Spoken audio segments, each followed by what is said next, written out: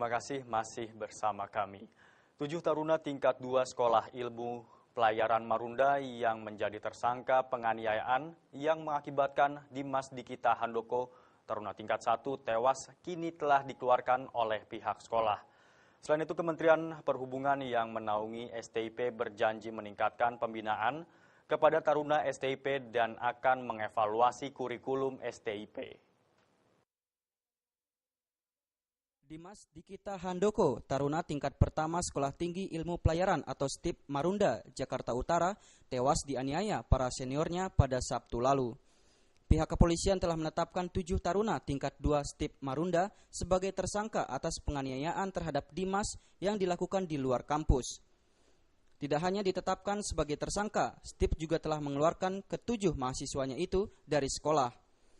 Dari pihak STIP, Kapten Rudiana menegaskan, STIP telah mengeluarkan ke-7 tersangka dari sekolah. Pihak STIP juga telah memulangkan jenazah korban ke kampung halamannya di Medan, Sumatera Utara untuk dimakamkan. Dikeluarkan dari pendidikan. Kalau untuk kurikulum, kami mengubah kurikulum untuk supaya tidak terjadinya ke depan. Kurikulum adalah nanti mungkin akan yang membahas ke Bapak saya, Bapak Eri, sebagai BPSDM, karena kurikulum dibuat dari BPSDM, Pak. Jadi kita UPT hanya melaksanakan perintah kurikulum sendiri. Terima kasih. Kasus penganiayaan yang dilakukan taruna senior kepada taruna junior di STIP sudah 2 kali ini terjadi. Pihak Badan Pengembangan SDM Kemenhub yang menaungi STIP berjanji akan meningkatkan pembinaan kepada taruna STIP dan akan mengevaluasi kurikulum STIP. Ini ada merupakan cabut bagi kita untuk mengevaluasi semua, tidak hanya STIP saja, semua evaluasi. Tadi pertanyaan pertamanya mengenai kurikulum dan sebagainya. Kita evaluasi ke semuanya. Jadi tidak main kita langsung vonis saja, ya. Itu reward dan punishment-nya langsung kita melihat ini kan di luar kampus. Jadi berarti ada sistem yang perlu kita tingkatkan. Sistemnya ada bagus tapi kita perlu tingkatkan. Dan mengenai atas kasus penganiayaan ini yang telah menewaskan taruna tingkat 1, Dimas, Badan Pengembangan SDM Kemenhub mengadakan pekan berkabung selama 5 hari sebagai bentuk duka cita. Dari Jakarta, Sumantri melaporkan. 7 petak toko grosir di Pasar Blok A, Kota Padang, Sumatera Barat ludes terbakar. Dugaan sementara kebakaran disebabkan oleh arus pendek listrik. Petugas pemadam kebakaran sempat mengalami kesulitan untuk melakukan pemadaman karena banyaknya warga.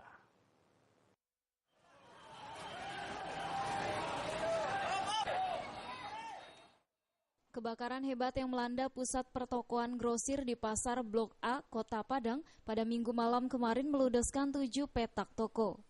Api dengan cepat menjalar ke seluruh bagian toko yang saling berdekatan. Kobaran api dengan cepat menjalar dikarenakan lokasi pertokoan yang saling berdekatan, ditambah lagi banyaknya material yang mudah terbakar terdapat di dalam toko tersebut.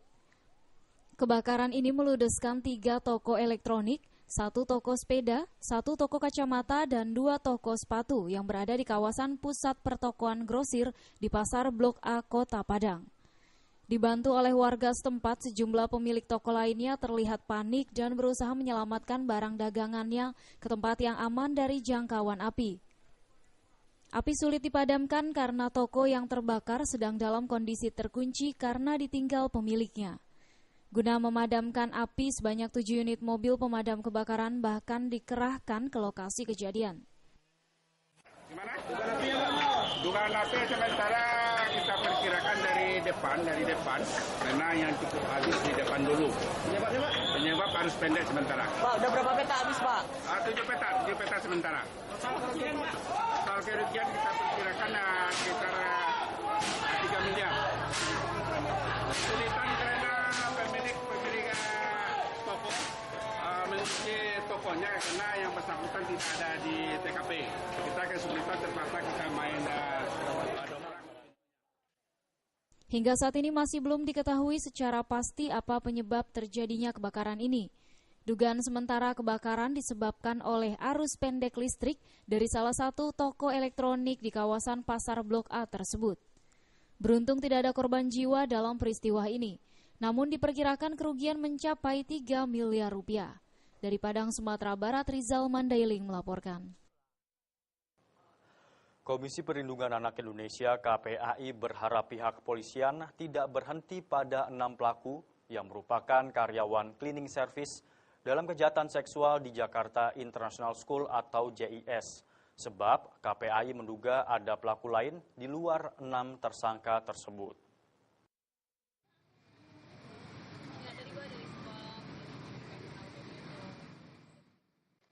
Penetapan 6 orang tersangka dalam kasus kekerasan seksual terhadap anak di bawah umur di Jakarta International School dianggap KPAI belum masuk dalam pengungkapan kasus luar biasa karena kepolisian belum mengungkap dugaan kuat adanya pelaku selain pelaku cleaning service. Oleh sebab itu, KPAI meminta pihak JIS untuk bersikap kooperatif dalam memberikan fakta-fakta, data, dan informasi yang dapat membantu proses penyelidikan. Teman-teman sudah baca ya di beberapa media bahwa kepolisian terutama Polda Metro Jaya sudah menetapkan 6 tersangka sebagai pelaku tindak kekerasan seksual di JIS. Tentu adalah ini sedikit kemajuan, tetapi belum kemajuan yang luar biasa. Kenapa?